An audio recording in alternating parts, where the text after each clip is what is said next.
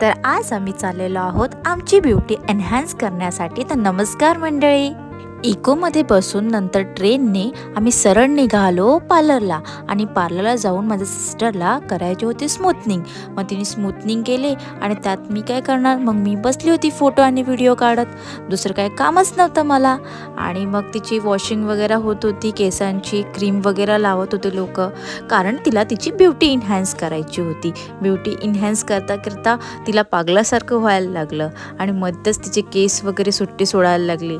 आणि बघू शकता तुम्ही केस कसे स्ट्रेट झालेले आहेत आणि मी कंटाळून गेले। परत त्यांनी तीच क्रीम लावली, स्ट्रेटनिंग केली, परत क्रीम लावली। पार्लरमधले सॉन्ग ऐकता ऐकता स्वतःला निहारताना मी आणि आम्ही संस्कारी पोरं आहोत, आम्ही घरूनच डबा नेला होता आणि डबा खाल्ला आम्ही। आईने में देख के थोड़ा शायनिंग मारना तो बनता है बॉस।